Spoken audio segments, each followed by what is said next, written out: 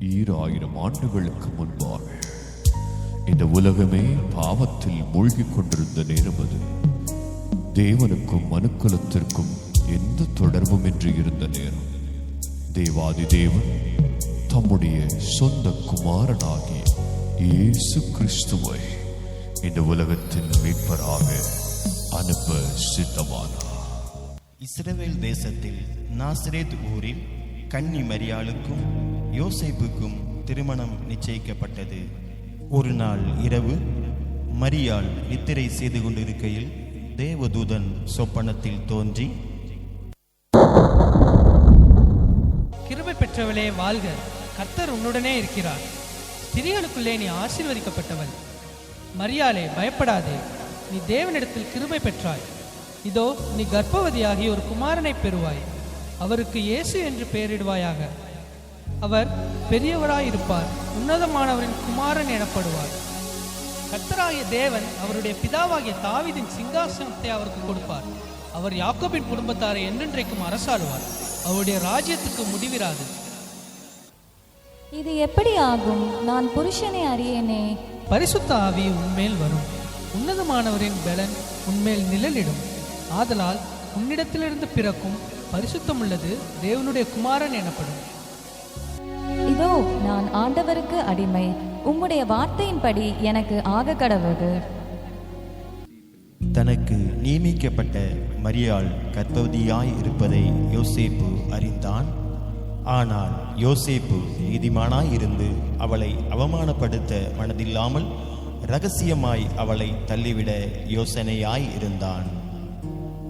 அன்று இரவு தேவதூதன் யோசேப்புக்கு சொப்பனத்தில் தோன்றி, தாவீதின் குமாரனாகிய யோசேப்பே, உன் மனைவியாகிய மரியாளை சேர்த்துக்கொள்ள ஐயப்படாதே. அவளிடத்தில் உற்பத்தியாயிருக்கிறது பரிசுத்த ஆவியினால் உண்டானது. அவள் ஒரு குமாரனை பெறுவாள், அவருக்கு இயேசு என்று பெயரிடுவாயாக. ஏனெனில் அவர் தமது ஜனங்களின் பாவங்களை நீக்கி அவர்களை இரட்சிப்பார்.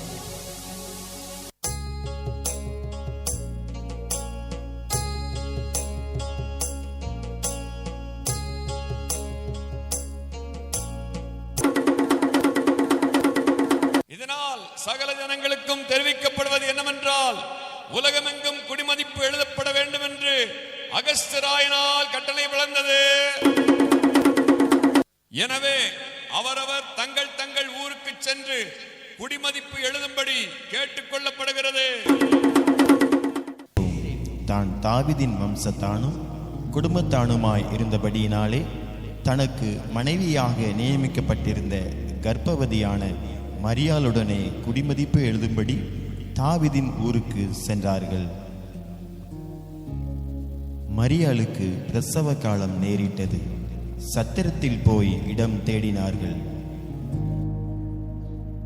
ஐயா, என் மனைவி பிரசவ வலியால் வேதனைப்படுகிறாள், உங்கள் சத்திரத்தில் இடம் இருக்கிறதா?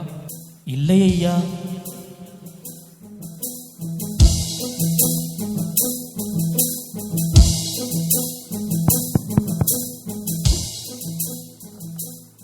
ஐயா, என் மனைவிக்கு பிரசவ காலம் நேரிட்டது, உங்கள் சத்திரத்தில் இடம் இருக்கிறதா? இடம் காலியாக இல்லையே. சத்திரத்தில் இடம் இல்லாததினால் அங்கிருந்த மாட்டு தொழுவத்திற்கு சென்றார்கள். அவள் தன் முதற் பேரான குமாரனை பெற்றெடுத்தாள். அப்பொழுது அந்த நாட்டிலே மேய்ப்பர்கள் வயல்வெளியில் தங்கி ராத்திரியிலே தங்கள் மந்தையை காத்து கொண்டிருந்தார்கள். அவ்வேளையிலே கர்த்தருடைய தூதன் அவர்களை நோக்கி, பயப்படாதிருங்கள், இதோ எல்லா ஜனத்திற்கும் இந்த சந்தோஷத்தை உண்டாக்கும் நற்செய்தியை உங்களுக்கு அறிவிக்கிறேன். இன்று கர்த்தராகிய கிறிஸ்து என்னும் இரட்சகர் உங்களுக்கு தாவீதின் ஊரிலே பிறந்திருக்கிறார். பிள்ளையை துணிகளில் சுற்றி முன்னணியிலே கிடைத்திருக்க காண்பீர்கள். இதுவே உங்களுக்கு அடையாளம். நாம் பெத்லகேம் ஊருக்கு போய் கர்த்தரால் நமக்கு அறிவிக்கப்பட்ட இந்த காரியத்தை பார்ப்போம் வாருங்கள். அவர்கள் தீவிரமாய் வந்து மரியாளையும் யோசேப்பையும் முன்னணியிலே கிடைத்திருக்கிற பிள்ளையையும் கண்டார்கள். கண்டு அந்த பிள்ளையை குறித்து தங்களுக்கு சொல்லப்பட்ட சங்கதியை பிரசித்தம் பண்ணினார்கள்.